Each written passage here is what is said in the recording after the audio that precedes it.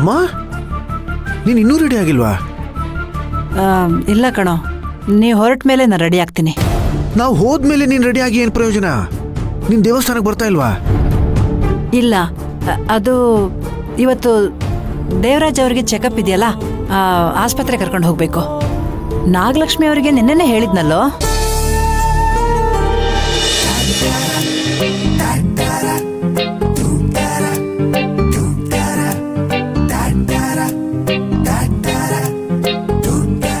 ಅಮ್ಮ, ನೀನೇನೋ ಬರಲ್ಲ ಅಂತ ಹೇಳಿದೆ ಸರಿ, ಆದ್ರೆ ಇವಳು ದೇವಸ್ಥಾನಕ್ಕೆ ಹೋಗ್ಬೇಕಲ್ವಾ? ಯಾಕಂದ್ರೆ ಇವಳಿಗೋಸ್ಕರ ತಾನೇ ನಾವು ಪೂಜೆ ಇಟ್ಕೊಂಡಿರೋದು. ಇವಳೇನು ಇಲ್ಲೇ ಇದ್ದಾಳಲ್ಲ, ಇವ್ರ ಅಪ್ಪ ಅಮ್ಮನ ಜೊತೆ ಇಲ್ಲಿ ಇವಳು ಹೋಗಿಲ್ವಾ? ಅದು ಅಪ್ಪ ಅಮ್ಮ ಪೂಜೆಗೆ ಪ್ರಸಾದ ರೆಡಿ ಮಾಡ್ಬೇಕು, ಸ್ವಲ್ಪ ಬೇಗ ಹೋಗ್ಬೇಕು ಅಂತ ಹೋಗ್ಬಿಟ್ರು. ನಾನು ರೆಡಿಯಾಗಿ ಬರಕ್ಕೆ ಸ್ವಲ್ಪ ಲೇಟ್ ಆಯ್ತು. ಅದಕ್ಕೆ ಅಮ್ಮ ಬರ್ತಾ ಅಳಿಯಂದ್ರ ಜೊತೆನೆ ಬಂದ್ಬಿಡು ಅಂತ ಹೇಳಿದ್ರು.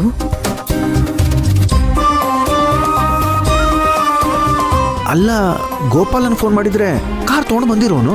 ಅಲ್ಲ ಕಣೋ, ಒಬ್ಳಿಗೋಸ್ಕರ ಗೋಪಾಲ ಅಲ್ಲಿಂದ ಕಾರ್ ತಗೊಂಡ್ಬರ್ಬೇಕಾ?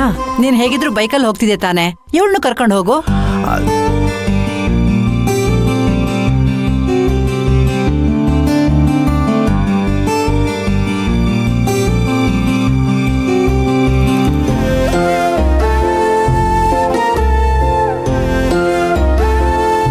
ಅಮ್ಮ, ನಾನ್ ಕರ್ಕೊಂಡು ಹೋಗೋದಾ? ಊರಿನಲ್ಲಿ ನೋಡೋರು ಏನ್ ಅನ್ಕೊಳ್ಳಲ್ಲ. ನಾನ್ ಬೇಕಿದ್ರೆ ಸರ್ಕಲ್ಲಿ ಮುಖನ ಮುಚ್ಕೊಂಡು ಕೂತ್ಕೋತೀನಿ. ಯಾರಿಗೂ ಏನು ಅನುಮಾನ ಬರಲ್ಲ ಸೂರ್ಯ, ಓಕೆ ಪ್ಲೀಸ್? ಇನ್ನೇನು, ಪ್ರಾಬ್ಲಮ್ ಎಲ್ಲ ಸಾಲ್ವ್ ಆಯ್ತಲ್ಲ. ಒಟ್ನಲ್ಲಿ ನನ್ನನ್ನು ಲಾಕ್ ಮಾಡೋದಕ್ಕೆ ಎಲ್ಲರೂ ಕಾಯ್ತಿರ್ತಾರ ಅಷ್ಟೇ. ನಡಿ ನಡಿ, ಹೊರಡೋಣ. ಬರ್ತೀನತ್ತೆ. ಆಯ್ತಾಯ್ತು, ಥ್ಯಾಂಕ್ ಯು ಸೋ ಮಚ್. ಹುಷಾರು, ಬೇಗ ಹೋಗು, ಬೇಗ ಹೋಗು.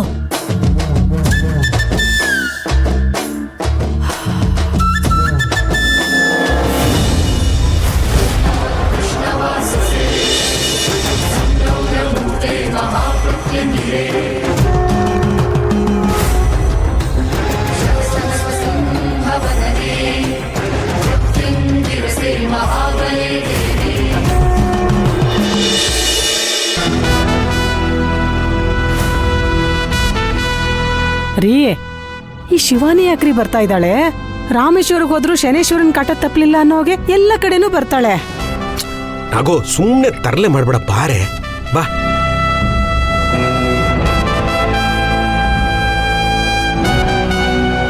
ಅರೆ, ಪದ್ಮಿನಿ, ನಕುಲ್, ಶಿವನನ್ನು ಬಂದ್ಬಿಟ್ಟಿದ್ದಾಳೆ. ಎಲ್ರೂ ಒಟ್ಟಾಗಿ ಬಂದಿದ್ದೀನಿ ನೋಡಿ, ನನಗೆ ತುಂಬಾನೇ ಸಂತೋಷ ಆಯ್ತು. ಅಲ್ಲಪ್ಪದ್ದು, ನೀವು ಮಾತ್ರ ಬರ್ತಾ ಇದ್ದೀರಾ, ಮನೆಯವರೆಲ್ಲ ಬರ್ಲಿಲ್ವಾ? ಅತ್ತೆ, ಇವತ್ತು ನಮ್ಮ ಮನೆಗೆ ತಾತ ಮತ್ತೆ ರಘುವೀರ್ ಅವ್ರು ಬರ್ತಾ ಇದ್ದಾರೆ, ಅದಕ್ಕೆ ಅವರೆಲ್ಲ ಮನೇಲೆ ಉಳ್ಕೊಳ್ಳೋ ಹಾಗಾಯ್ತು. ಚಿಕ್ಕಮ್ಮ, ಸೂರ್ಯ ಸುರ್ಬಿ ಇನ್ನೂ ಬಂದಿಲ್ವಾ? ಪೂಜೆಗೆ ಟೈಮ್ ಆಗ್ತಿದೆ ಅನಿಸ್ತಿದೆ. ಆಯ್ತು, ಆದ್ರೆ ನಾವಿಲ್ಲಿ ಪೂಜೆಗೆ ತಯಾರಿ ಮಾಡ್ಕೋಬೇಕಾಗಿತ್ತು, ಅದಕ್ಕೆ ನಾವಿಬ್ರು ಸ್ವಲ್ಪ ಬೇಗ ಬಂದ್ವಿ.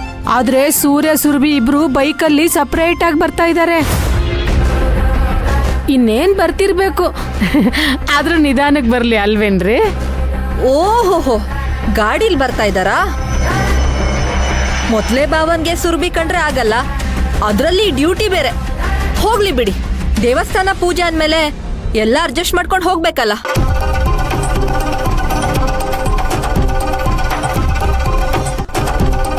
ಚಿಕ್ಕಪ್ಪ, ನಾನು ಈ ದೇವಸ್ಥಾನಕ್ಕೆ ಮೊದಲನೇ ಸತಿ ಬಂದಿರೋದು.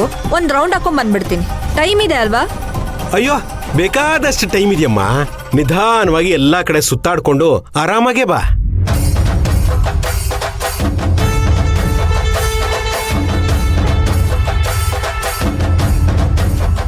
ಏ ಪದ್ದು, ಆ ಶಿವನಿಗೆ ಯಾಕೆ ಕರ್ಕೊಂಬಂದಿದೀಯಾ?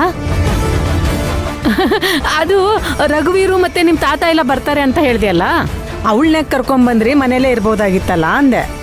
ಅತ್ತೆ, ನಾನೇನ್ ಬೇಕು ಅಂತ ಅವ್ರನ್ನ ಕರ್ಕೊಂಡು ಬಂದಿಲ್ಲ. ನಾವು ಹೊರಟಾಗ ಅವರೇ ಬಂದು ಕಾರಲ್ಲಿ ಕುತ್ಕೊಂಡ್ರು. ಬೇಡ ಅಂತ ಹೇಳಕ್ಕಾಗತ್ತಾ ಹೇಳಿ? ಅದು ಅಲ್ಲದೆ ನೀವು ಫೋನ್ ಮಾಡಿದಾಗ ಮನೆಯವ್ರನ್ನೆಲ್ಲ ಕರ್ಕೊಂಡು ಬಾ ಅಂತ ಹೇಳಿದ್ರಲ್ಲ, ಅದಕ್ಕೆ ಕರ್ಕೊಂಡು ಬಂದೆ. ಯಾಕತ್ತೆ, ನಿಮ್ಗೇನಾದ್ರೂ ತೊಂದರೆ ಆಗ್ತಿದ್ಯಾ? ಹಾಗೇನಿಲ್ಲ, ಈ ಪೂಜೆಗೆ ಅವಳ ಅವಶ್ಯಕತೆ ಇತ್ತಾ ಅಂತ ಕೇಳಿದೆ ಅಷ್ಟೆ.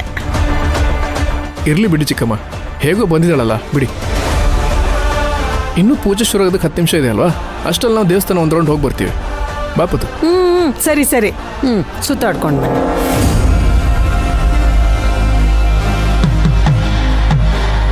ರೀ, ನೋಡಿದ್ರ ಈ ಶಿವಾನಿ ಆಟನ?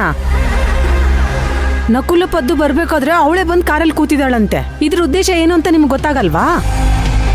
ಅವಳು ಸುಮ್ಮನೆ ಬಂದಿರಲ್ಲ ರೀ, ಸೂರ್ಯ ಜೊತೆ ಸುರಭಿ ಬರ್ತಾ ಇದ್ದಾಳೆ ಅಂತ ಗೊತ್ತಾಗಿ ಕಿರಿಕಿರಿ ಮಾಡಕ್ಕಂತಾನೆ ಬಂದಿದ್ದಾಳೆ. ನಾಗು ಬಿಡೆ, ಈಗ ಬಂದಿದ್ದಾಯ್ತಲ್ಲ, ಏನ್ ಮಾಡೋಕ್ಕಾಗುತ್ತೆ?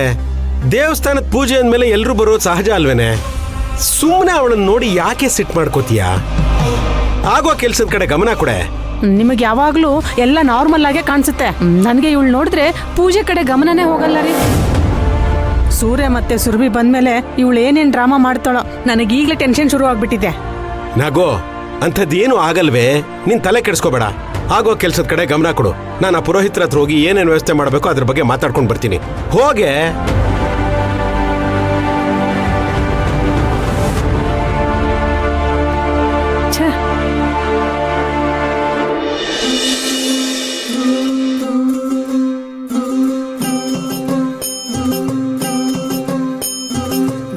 ಹೆದರಿ ಬಂತು ಕೈಯಾಗ, ಅದ್ಯಾಕೋ ನಿನ್ನ ಹಾವ ಭಾವ ಎಲ್ಲ ಕಂಡಾಗ, ಮಾದೇವ ನಿನ್ನ ಭೇಟಿ ಮಾಡೋದೆಂಗೆ ಇವಾಗ?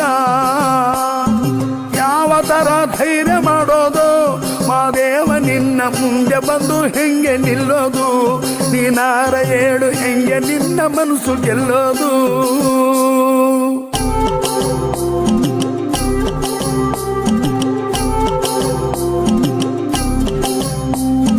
ನೋಡಿದೊಳೆ ನಡುಕ ಶುರುವಾಯ್ತು, ಮಾದೇವ ನಿನ್ನ ವರ್ಷ ಕಂಡು ಗಾಬರಿ ಆಗೋಯ್ತು.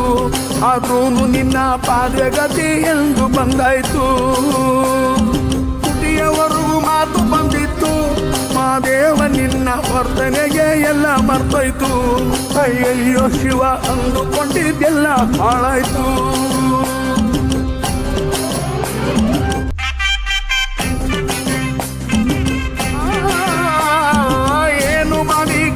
ಹಾಕೋದು ಮಾದೇವ ನಿನ್ನ ಗಟ್ಟಿ ಗುಂಡಿಗೆ ಹೆಂಗೆ ಕರ್ಗೋದು?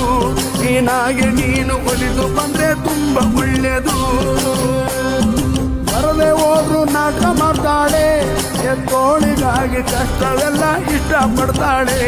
ಮಾದೇವ ಯಾಕೆ ಸಾಲು ಸಾಲು ಸೋಲು ಕಾಣ್ತಾಳೆ?